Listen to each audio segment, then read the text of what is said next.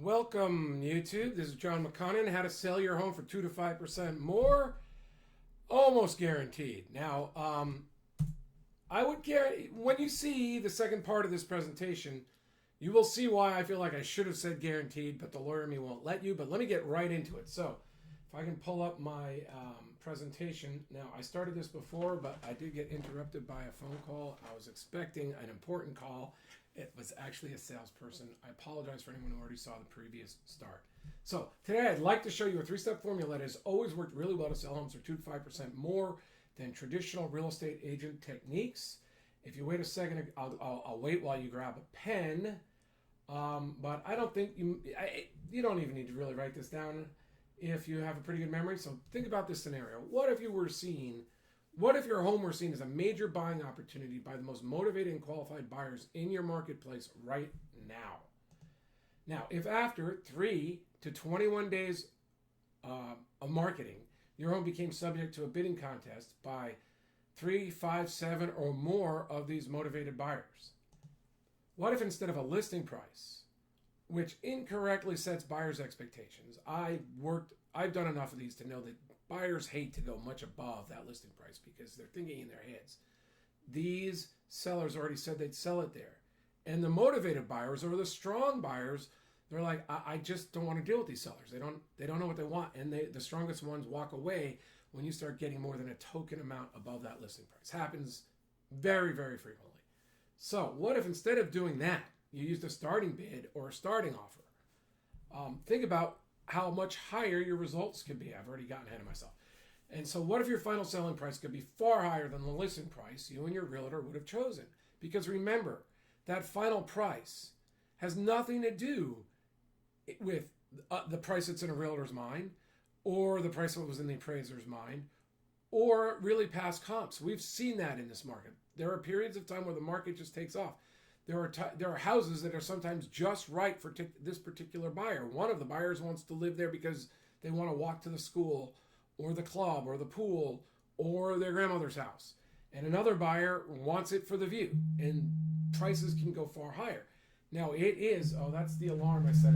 I'm sorry, I have to do this. I want to turn off that alarm so it doesn't disturb me. Now, yes, and this is a side note. I didn't want to get into it, but when you're going well above the fair market value, and that's why we discussed that during our consult, at some point you have to start switching to the strong buyers, the cash buyers, because the banks will constrain the amount they're going to loan on. So you're going to need a buyer that has the buying power to add to the 20%. So they have 30, or they could do 30% down, maybe 40% down.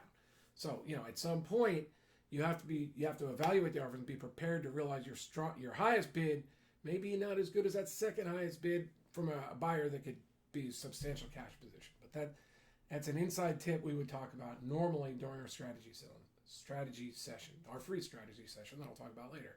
So if this sounds like a stretch, well, I thought so too, until I saw a realtor help me do it with my own. This is before I became a realtor. So this was back more than 10, 12 years ago. I was selling my home on my own as a real estate attorney.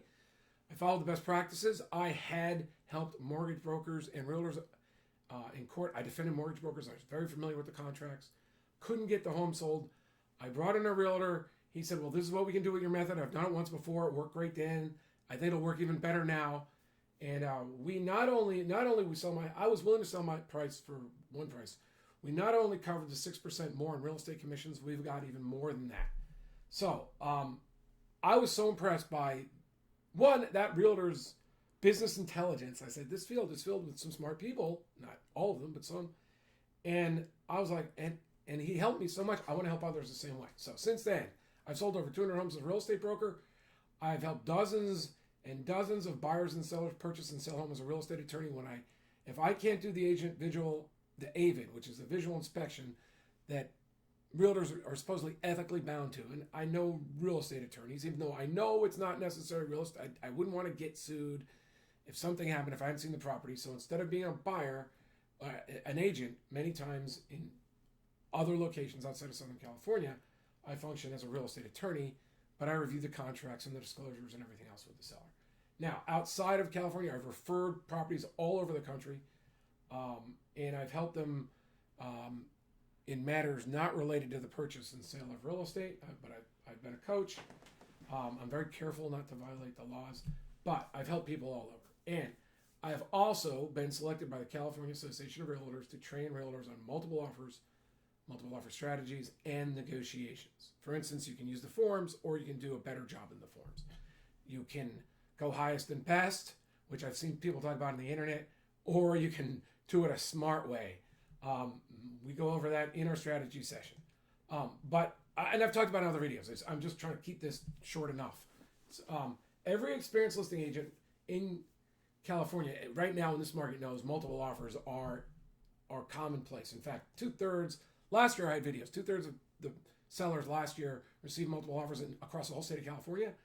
And in March, as a California Association of Realtors market pulse survey that I read on the CAR site and did a video on, 74% of the homes in March till that point had received multiple offers. Multiple offers because realtors now all coach sellers into selling at a competitive price so that they can get multiple offers. Almost all the homes get multiple offers. Plus, banks constrain the price unless you're selling intelligently to strong buyers. So the whole market's set up against the seller's interest. And that's why, one of the reasons I'm bringing this technique to the fore. Why? Because real estate pricing is now brought. Okay, so why are multiple offers working? Why is the market so price sensitive? When you price it at the market a little low, you're going to get multiple offers. It's because the price is now broadcast all over the internet by the MLS. People can see what the price per square foot is going for.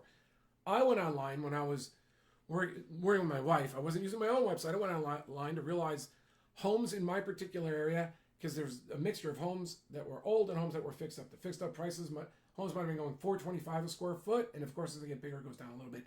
And homes that needed to be repaired were like $350 a square foot.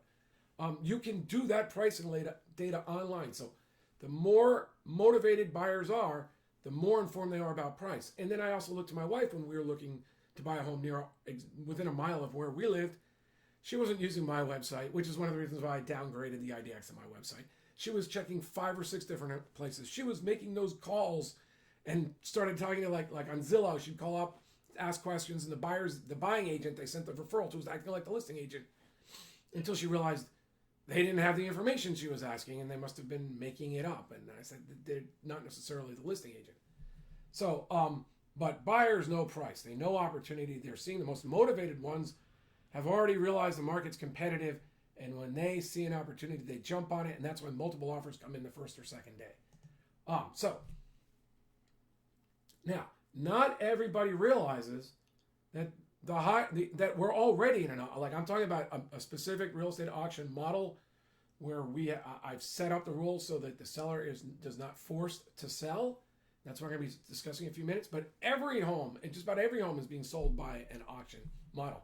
It's just that realtors use a slow Dutch auction model that was set up for realtor boards when the buyers and the selling realtors came together, and the listing agent or the listing agent would start off at a price above the market, and there'd be multiple buyers, and then they lower the price, and the buyer say, "Hey, I've got a buyer interested at that price.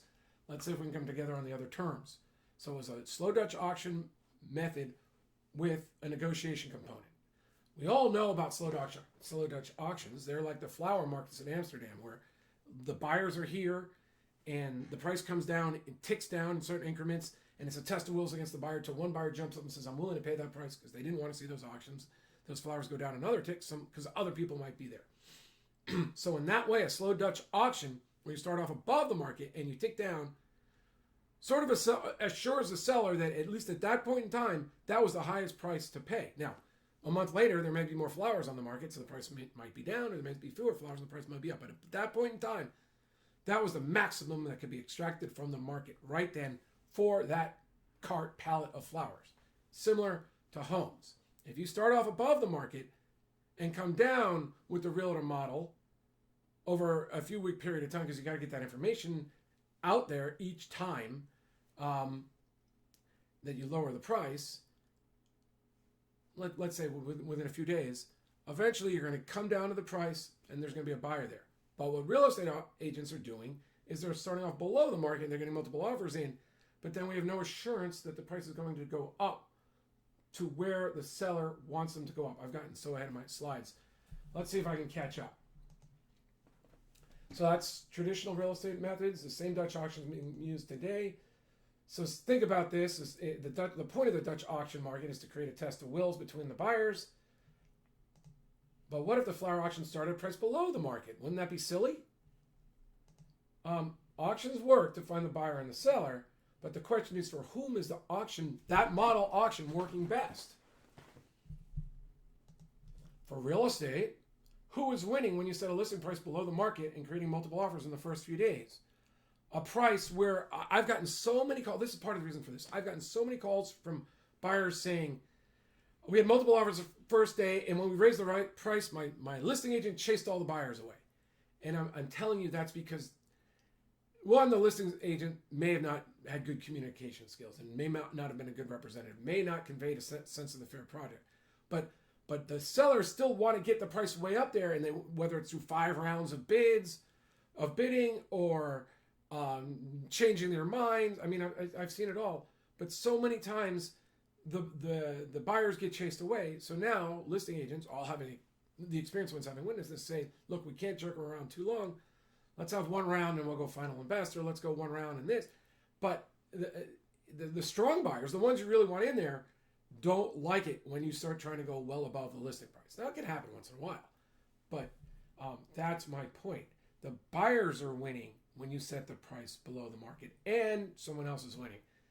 And that's the listing agent. Because the smart buyers now, in fact, I have a course why you need to go to the listing agent and ask these questions. Are you representing anyone right now in the purchase of this home? Are there any offers in? Have any come in? Whether you're a buying agent or the buyer themselves, those are massively important. Those questions have to be answered the second you're interested in a home. Because you need to determine whether you want to work with a buyer's agent, or you want to work with that listing agent directly so you can have the inside track. Unfortunately, that's the way it works. I know it's cynical, and I know there are great real estate agents out there who won't give out any data, and I don't even know if that's serving the sellers properly. But there are agents who try to be ethical. There's other agents who love double siding, and there's plenty of them. There's training on it out there. So let's approach this as business people and understand that, let's say on a $24,000 extra commission is going to make a difference to most listing agents. Okay, it's going to get them to say, push them right up to that ethical line and maybe go over it. So it's working for the listing agent, this model, and it works for the buyers. It's not working for the sellers. And I'm going to show you a simple twist. Well, actually, in my strategy session, I talk about a simple twist on the regular listing market. I'm going to show you a better model here. I'm trying to keep, there's myriad things we can do, but I'm trying to keep focused on the best one. So, is it the listing agent? Experienced, motivated buyers contact. I just said that. Is the seller assured that he or she extracted the maximum price from the market with a slow Dutch auction and a low starting price? No. Because the smart people get the information from the seller's agents. I know when I bought my house, I was getting jacked, and I said, Phil, I need you to call them up and feel them out, because tell them if I get jerked around anymore, I'm leaving, and I know I'm the buyer for them. I wanted to be in Poway where I was living because of the schools. I wanted to be across from the golf course. We could have spent more, but this house was fine, and I knew I could win the bidding and need a little fixer up. Phil, who worked with me, my agent, was great at flipping homes. It was a great house for us. I had some flexibility, but I didn't want to be jerked around. I said, Phil, get them. So in that last round of bidding, I only had to go up $2,000 to win because Phil got me the information. Now, I don't know whether it was ethical for the listing agent or not, because maybe the other buyer had already said they were walking and I was their last buyer. So she did the right thing. We'll never know. But I know I could have gone up 20 grand. I only went up 2. So that's the genesis for this whole method when I started counseling people on how to do this.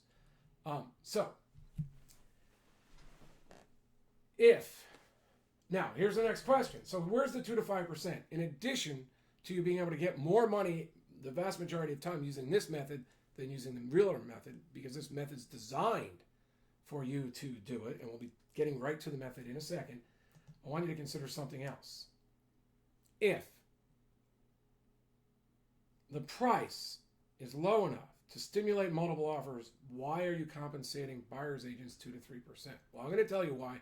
It's because listing agents want to double side your listing. So on a 6% listing, they get 3% for the listing side, 3% for the buyer side.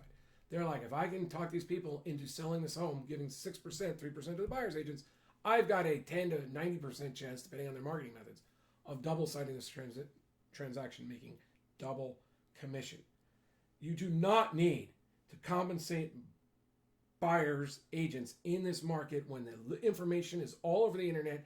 People are not relying on buyers agents for pricing information unless you have a one of a kind custom home and you've got that unique multi-million-dollar buyer and that buyer's agent who has a cult of personality in the area, and people believe that she or he knows more about homes there than anyone else. I mean, there's a few of those agents, and to them, kudos, but you're probably not them. And even then, I've got a better way to sell your home than just putting it on the MLS. I mean, in that case, if that's the agents you need, offer them 4% off your listing agent 1%. That's probably that is probably the best luxury sales training you will ever receive. 1% for listing agent, 4% to the buyer's agent, 5% to the buyer's agent. And if your listing agent box, you're like, if you are the person who controls this market, you're still going to get your 6%. Why would you balk at that? Right? So many things we can discuss in our strategy session. I've had the experience. I've helped people sell privately multi-million-dollar houses. But in order for it to work for sellers, in order for anything, the auction model, whether it's that slow Dutch auction or the model that I'm going to suss, which is just a regular, it's either round robin bidding or a 7-day review process. And we're going to talk to all the sellers, all the buyers on Sunday night process. In order for it to work with you, you need to follow the right formula. So using our seller's option,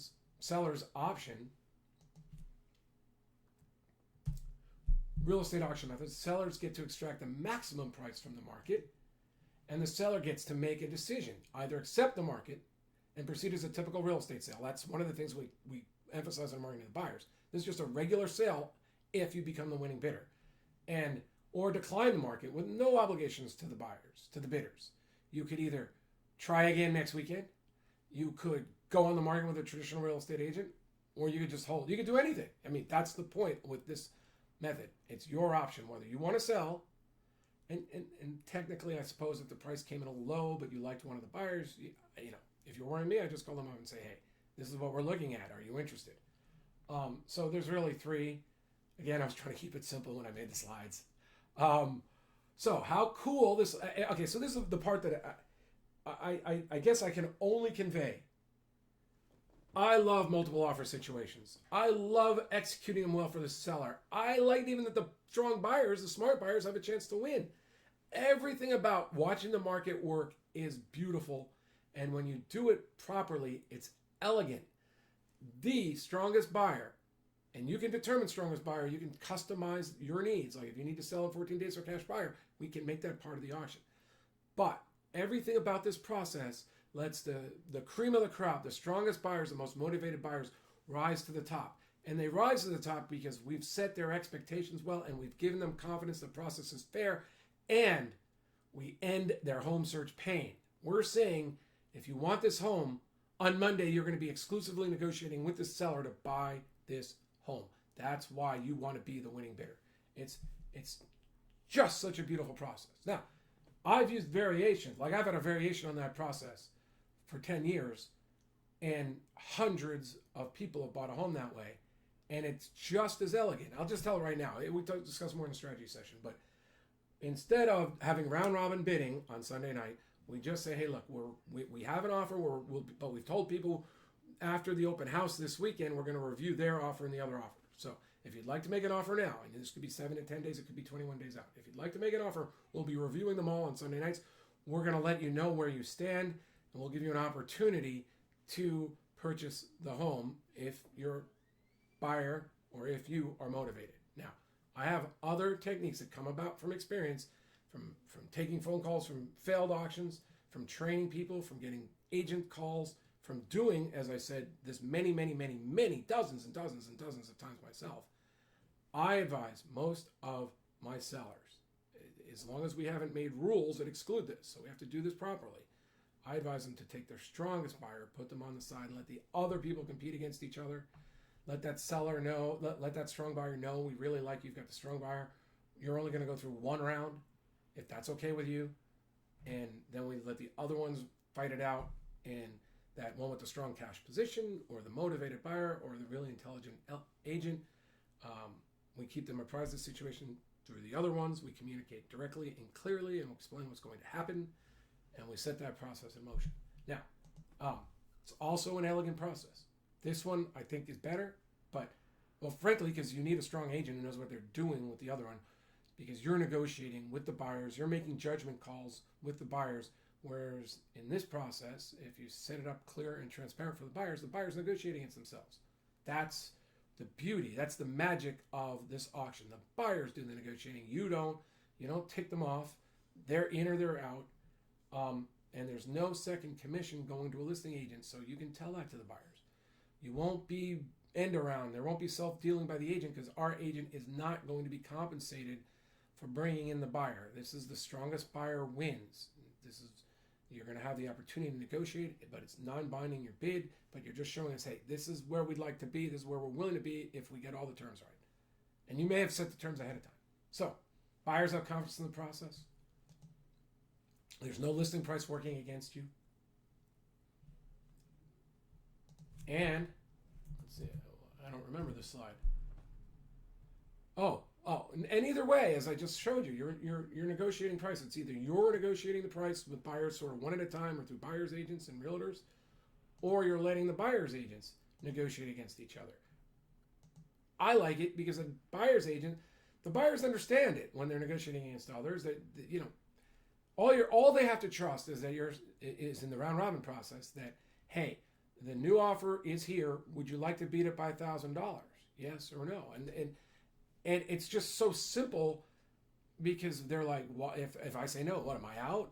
So it's just so simple. If you've set it up, I mean, everyone gets the initial phone call and explains where it is, and they are invited to bid, and they say, we'll call you back if someone exceeds your price, and it's your turn on the ladder. So here are the three core goals, I think, of the major goals, and we can customize the major goals of every seller, of the process. So seller gets to extract the maximum price when the buyers have confidence in the process, and seller has a right to decline the price. So here is the beauty of why we no longer need to go through the MLS, why buyers agents don't control the buyers. The buyers can be found using audience and analytics, YouTube and Facebook. Facebook's algo is amazing. They know who's doing the buying right now. They know people are acting like buyers. Their algo is trained to find the motivated buyers in your market, and we get to show your ads to them. And in a second, I'm going to show you what an ad looks like. So again, starting price. Do you want to start with offers and starting bids or listing price? Every one of the motivated buyers are searching online, virtually all of them. And you can market to them $5 to $20 a day, and you can go up on YouTube and say how to sell a home, what's the best lead magnet. You're going to see guys like Jason Waldrop and Billy Wilson, and they're going to explain to you that putting your home in front of these buyers, in front of that audience that YouTube select is the strongest way. It's the best lead magnet in the country. We're going to make your home an even better lead magnet because we're going to say attention area home buyer, or some variation there is. Great Carlsbad home to be sold to the highest bidder this weekend or next, depending on your time frame. Starting offer is 6% below the fair market value or appraised value or Zillow price or Trulia price. A lot of the older auction training said, because I've been following this for years, I've been doing this, like my house that I was going to sell over a decade ago, I started on this. They said start it off at like half price. I noticed over time that price made people too suspicious. Okay? People know the pricing now. And believe it or not, when I've done an open house and I put, like, let's say my seller doesn't want to net less, and I ask them permission, can I put a lower price up on Facebook because if I double-sided, I'll pitch my commission into the buyer?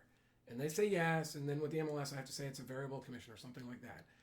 But when I do that, the market's so efficient that I'll get showing. Sometimes they come in through buyer's agents and they just go, hey, what's up? Why is this price lower here than on the net? And I explain to them. They'll show up at my open house that weekend, even if we've already burned through the open houses because we have 2 or 3 just in the last few weeks. We'll have more people showing up. The market's that efficient. At least from, I mean, I don't know. My Facebook strategies have got a little more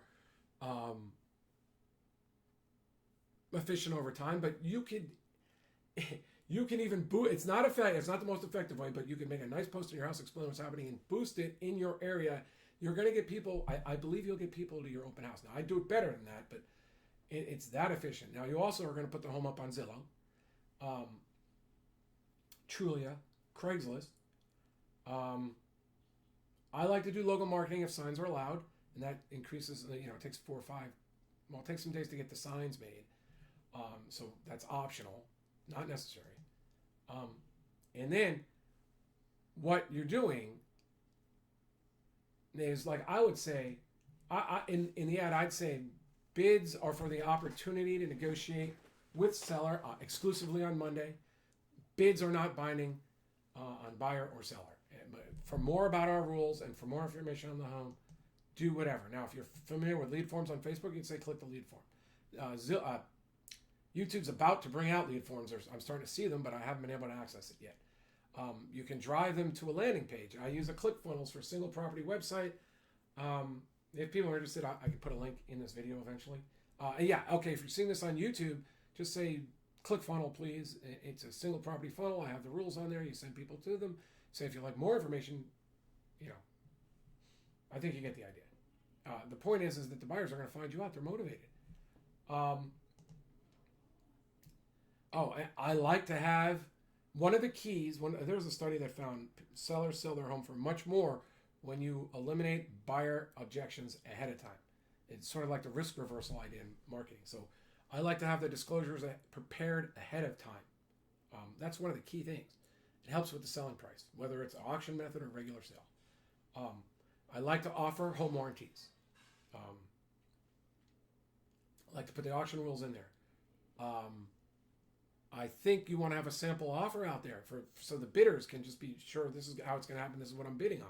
And you can say, but I'm amenable to change timeframes and everything else. You can put some details about your home. The more details, the more expensive your clicks and ads are going to be, but the more focused or the more motivated the buyers will be for your home. So it really depends on how you want to spend. I feel like I'm leaving something out. There's disclosures ahead of time. Pre-repaired. For some properties, it's very good to have an inspection and say, we did these major parts of the inspection. I have the experience to know. You're going to do the important things in the inspection, the safety things, if they make sense financially. And you're going to say, I didn't change the grading on my home. I know that's what every inspector is going to say, that the grass should slope away instead of up there. But, except for this year, it doesn't rain that much in California. Southern California. People aren't worried about that. I'm sure in Seattle, it's a much bigger concern. So those are the things that, an experienced person can help you with, or logical, or you just say, hey, look, I'm going to spend a few grand fixing my home. But after that, the buyer's going to have to do that. And that's why we're auctioning to the strongest bidder. But we're going to disclose that so they don't back out later. That's really the point. Price is going to go up if they already know. But if they've already made what was a difficult offer for them, and then the home hurts, comes in below their expectations, the sale's going to get canceled. Probably. Now, I find this important. You don't want to have the middlemen out there just throwing offers out. You want to say only buyers that view the property will have their offers considered. Now, if someone calls you up and gives you a story and it's a real buyer, you can change your mind. You can make an exception. Round robin bidding on Sunday night, or as I said that I would have talked about in the strategy, or offers will be accepted until Sunday night, and then we'll be calling you and letting you know where you stand. Now, it's a ladder. The first phone call explains, everyone, are you ready to go? This is where we are. The highest bid right now is here. You have to exceed it by 1,000. Are you interested in going stronger? I mean, there's I have a script for that. I can break it out later, but that's the point. Neither buyer or seller shall be bound by the winning bid is a very important thing. You want to emphasize again. Nothing would be binding until a full purchase and sale contract is signed by all on Monday, and this process is designed to facilitate those negotiations on Monday, or to see if we can draft a contract or come to an agreement. So, as I said before, the best part for the buyer is that if they're the motivated buyer, they're going to win. They're going to win out. They don't have to worry about self-dealing by realtors. Bidders 2 and 3, that's a nice thing for you. You can keep bidders 2 and 3 on tap and say, we'll get back to you if we don't come to an agreement on Monday. So you get to, here we get to extract the highest price in the market without negotiating. So here's a few tips because I've been asked questions about that. You, of course, can accept offers all week during the marketing phase and cancel the auction if you'd like.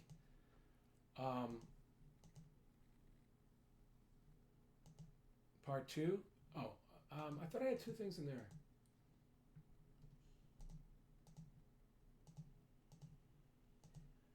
I must have covered it in another slide. Okay, so how to make sure you do at least 2 or 3% better. This is easy, right? If you're a realtor, your listing realtor would coach you, and we've already covered it, would coach you to make a price that encourages multiple offers. You don't need a buyer's agent. You don't need to pay the 2 or 3%. Now, there are some options. I hesitate to cover this because it's getting long, but I'm going to do it here because it's useful for people who like variables and understand them. So you may decide to not compensate buyer's agents at all. And then most realtors, like if you're not working with me, are saying, I'm not going to put it on the MLS. I'd still put it on the MLS because I want to save time on my marketing. I like to get in all your data for the home, fill out that form. By doing the form properly for the MLS, it helps me. It feels confident that I've done everything I should. So I like to gather in the data, and if I gathered in, I might as well put it on the MLS, and then I offer $100 on the MLS, and I'm willing to take the calls from the agents because I like the house to go out to Zillow and Trulia and everywhere without having to go to each one and put it in there. But I'm going to leave that in your hands. I don't have to put it on the MLS. If you want to preserve it for a later date, that's fine with me. So you can also, well, buyers are on, I think we all know buyers are online, not controlled by the MLS anymore. I've had videos on that. You can target the buyers. Alternatively, this is the second option, you could offer to pay realtors via the MLS. But since it's an auction model, you could, in the offer sheets, when people are making the offers and you're on their phone, you're taking them down, you could say, are you looking for compensation for your realtor? If so, how much? So now, mentally for me anyway, I would consider that offer if it comes in 3% higher or better than my other offer without a realtor. And, and again, this is an experience thing.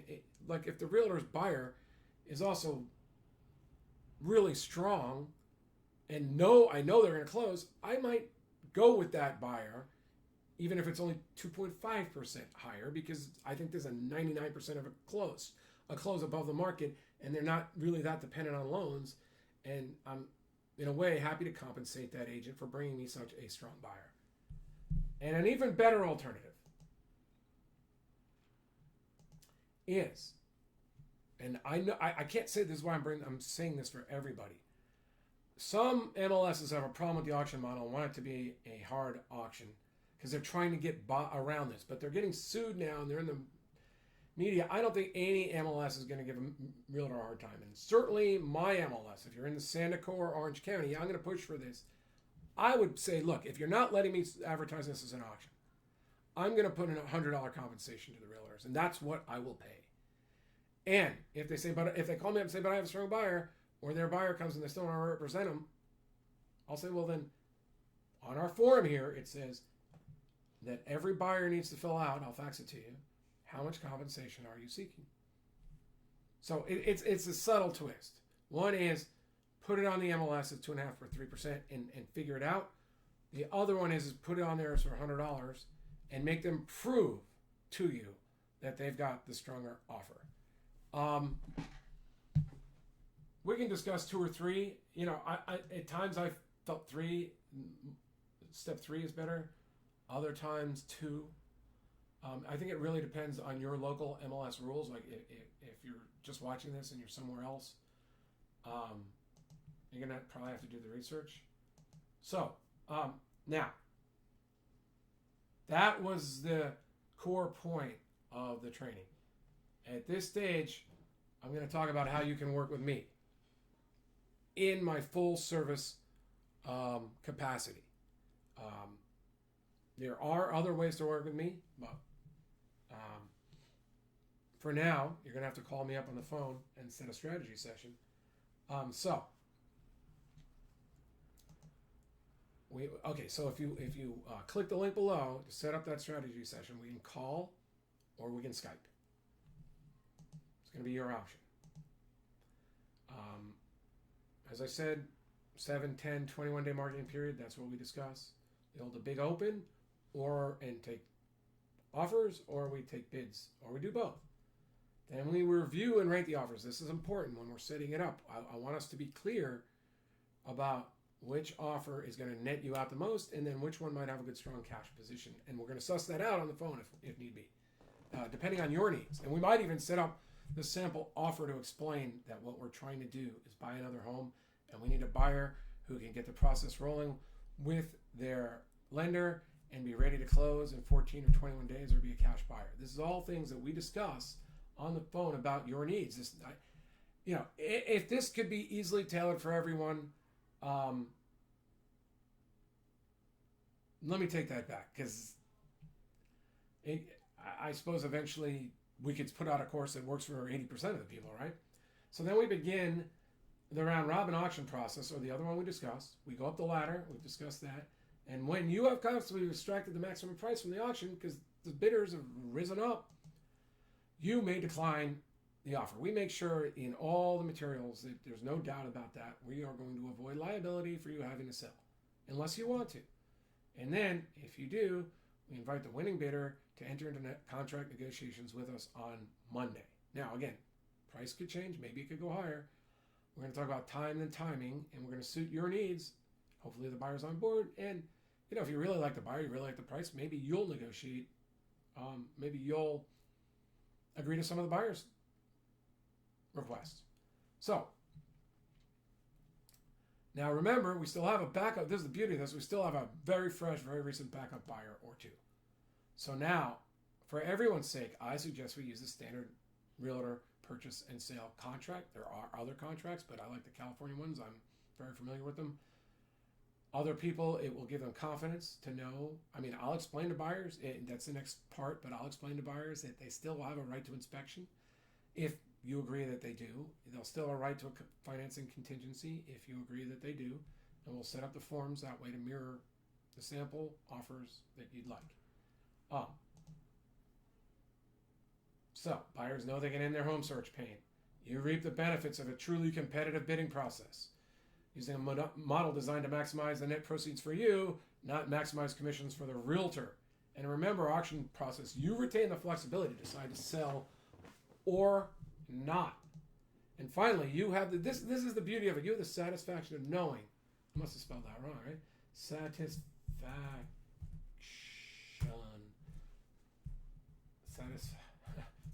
of knowing you have extracted the maximum price from the market for your home. And you have saved the buyer's agent commission. That's 2%, 2 to 3% in your pocket, 2.5 to 3% in most cases. That could be $10,000 in your pocket or more. A $2 million home, it could be $40,000 pretty easily, maybe 60. And now that this is where I did this right before. How let me just say how our auctions work. I'm going to say auctions work. I'm going to personally show you how you can. I'm going to show you how I can personally work with you. Wow. I'm sure you can see that being that there's only so many weekends in a month, and sometimes I do have other obligations to other buyers and sellers and graduations. Like I have a graduation coming up in June that I have to go to. You can see I can probably only work with 3 or 4 home sellers a month right now in my full service program. As a real estate broker, I've sold over 150 homes. I have realtors who work for me, and I can accommodate other scenarios. In fact, in that 150 homes that I've sold in California, well, actually, he sold more of them in Orange County. But Phil, one of my realtors, for my clients, but for the convenience of putting them on and off at the MLS, I let Phil sell the homes. Phil sold a few for like family and friends, but If I'm full and you really want to do the auction method, I can get Phil. Phil's great. We can get Phil to work with us on this. But I can only do 3 or 4 a month. So, and that's what this is about. Hopefully you're developing an understanding of how I like to work and who I am.